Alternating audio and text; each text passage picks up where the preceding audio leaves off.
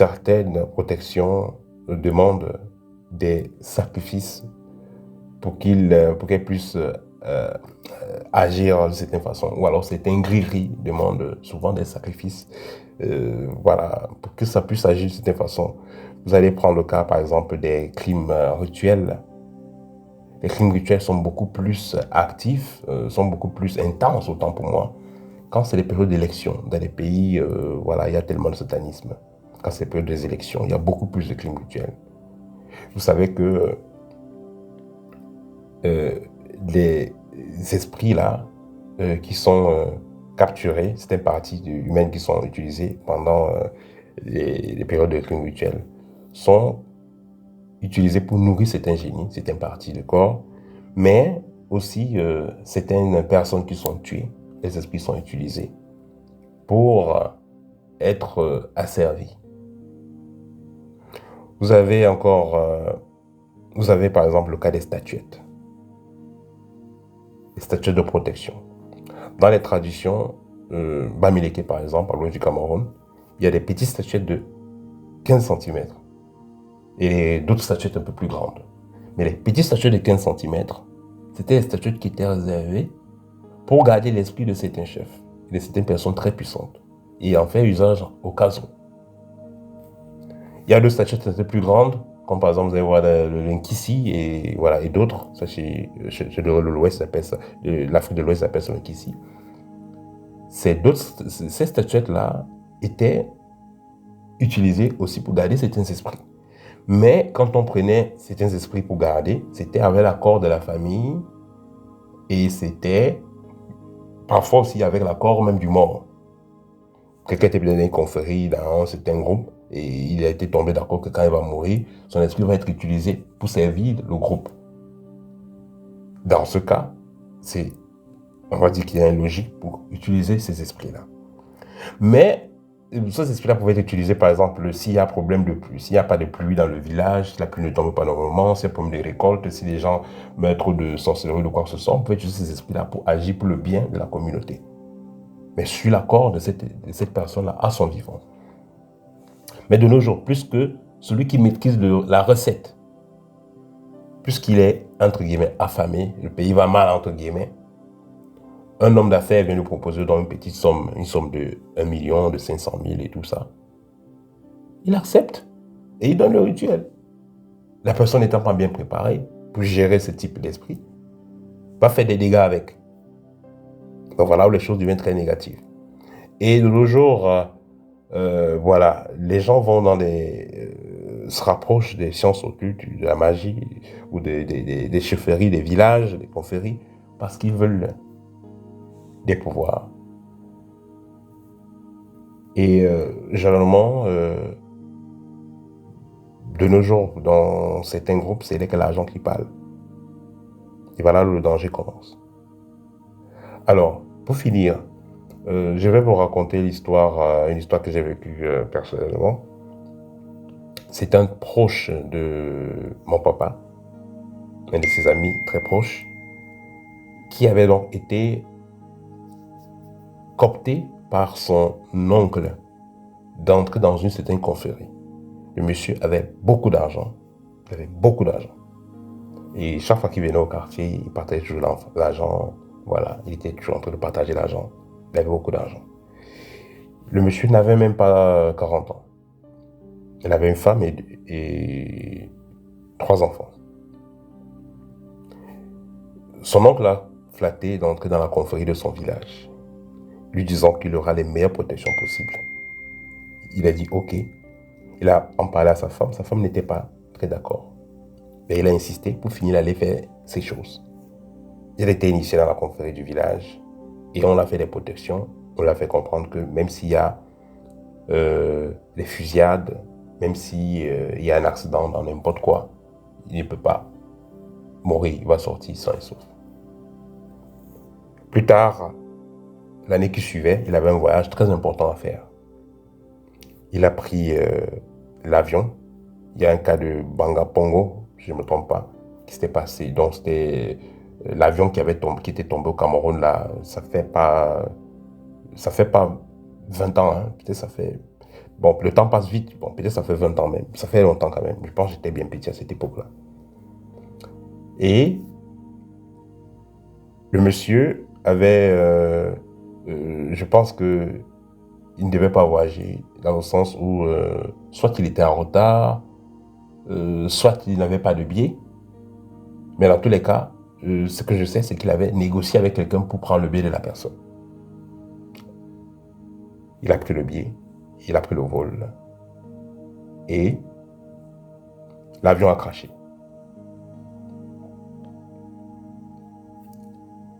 Quand l'avion est tombé, c'est passé à la télé. Et puis, voilà, sa femme a alerté, le papa et voilà, les gens qui le connaissaient, ils ont commencé à s'inquiéter.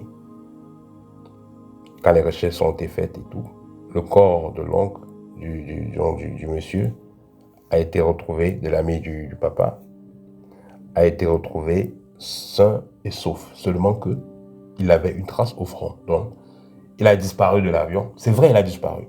Mais il a cogné sa tête sur un arbre. Et puisque ça s'est passé en forêt, dans la brousse, le temps que les secours arrivent, tout ça, ben on peut finir les morts là-bas. Voilà. Donc, qu'est-ce qu'on retient dans ça?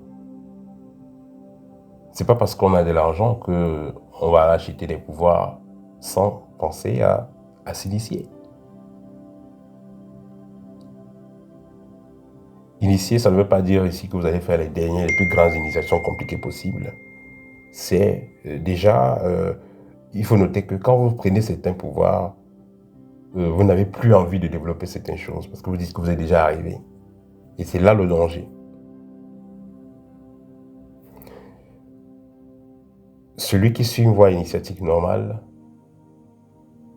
en travaillant son ton vibratoire, en développant son troisième œil, sera capable d'anticiper sur les événements. Et c'est ça la vraie force du c'est ça la vraie protection. Parce que vous êtes capable d'anticiper sur les événements. On a prévu un obstacle pour vous. On veut vous empoisonner. On veut vous faire du mal quelque part. Vous déviez cela en avance. C'est ça la vraie protection. Comme quelqu'un disait, comme chez les Ivoiriens, on dit, c'est pas parce que l'escargot n'a pas de dents qu'on va le mettre dans son caleçon. C'est pas parce que vous avez une protection pour quelque chose que vous allez mettre votre bouche sur n'importe quoi. C'est parce que vous avez une protection contre le poison que vous allez manger n'importe quoi. Attention. Et pour finir, il y a de cela 6 ans, j'étais allé accompagner une amie qui, d'après certaines recherches, on lui a fait comprendre que sa grand-mère était l'une des filles. Disons que dans sa famille, il y a une maman là qui était l'une des filles qui avait été envoyée en mariage. C'est un grand chef à l'est du Cameroun. Bon, puisqu'elle me fait confiance, et il y a cela 6 ans, hein, elle m'a dit, bon, il faut qu'on se retrouve au Cameroun, on va aller, tu vas m'accompagner. Je pense que ça fait pas 6 ans, ça fait à peu près 8 ans. Tu vas m'accompagner, on va aller voir le chef. On va trouver son village et sa chaufferie et on va causer avec lui, parce que c'est la famille. Il dit, ok, je l'ai accompagné. Nous sommes arrivés au village, nous sommes arrivés à l'est autant pour moi. On a cherché la chaufferie, on n'a pas trouvé, toute la journée. On est rentré à la maison. La nuit, j'ai vu un monsieur, petit détail, un peu clair là, voilà, avec une bonne mine. Elle aussi, elle a vu la même personne la nuit, dans les rêves, comme si un monsieur venait escalader, venait guetter la clôture, l'intérieur de sa chambre d'hôtel. On était dans des chambres différentes. Et le matin, j'ai dit que j'ai eu la visite d'un monsieur comme ça. Tu as vu? Apparemment, ça allait lui le chef. Elle a dit, ah, ok.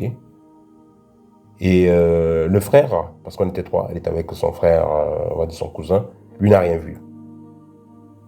Et en fin de compte, le lendemain, nous sommes encore allés chercher au marché, se renseigner, et on a rencontré un jeune homme qui nous a dit que, effectivement, il est le chauffeur du chef. Et qu'il peut nous emmener chez le chef. On est allé chez le chef, on a vu c'était le même monsieur, c'était la même personne qui était venue dans les rêves. Et il nous a vus, on a souri, il a souri. On a compris qu'il a compris, que nous avons compris. Voilà. L'échange s'est très bien passé. Voilà, je vais arrêter l'histoire jusque-là. C'est juste pour dire Si vous avez les moyens, au lieu d'aller acheter des pouvoirs, pensez plutôt à développer ce que vous avez en vous-même.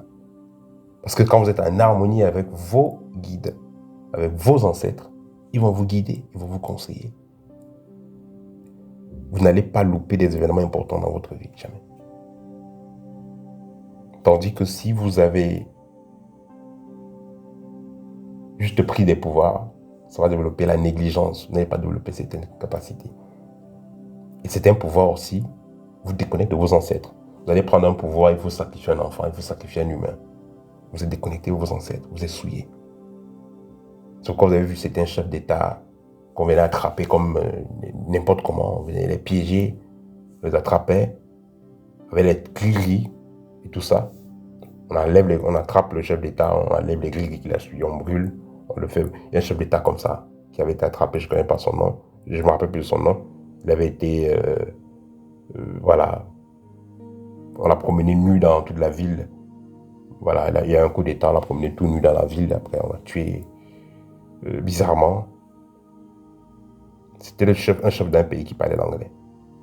Voilà, vous avez vu, voilà, plusieurs chefs, plusieurs chefs d'État, plusieurs présidents africains qui sont morts comme ça. Il y a même le cas d'un président du Congo, je ne vais pas prononcer son nom, voilà, qui était non seulement très avancé dans les loges, mais également très avancé dans les confréries de son village, entre guillemets, ce secret africain, entre guillemets, et pouvait transformer un humain en chair et tout ça. Mais à un moment donné, malgré tous ses pouvoirs, c'est très mal fini pour lui.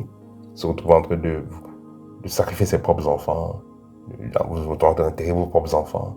Et tout ça, c'est... Voilà. C'est les conséquences quand vous prenez certains pouvoirs. Donc voilà. C'était le partage que je voulais faire avec vous aujourd'hui.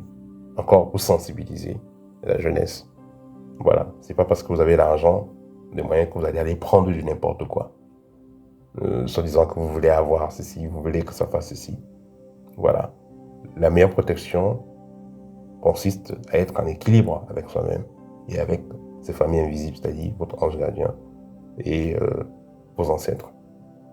Si vous partez prendre n'importe quoi comme protection, ça peut vous empêcher de rayonner, ça peut couper même le lien matique, l'équilibre que vous avez avec vos ancêtres.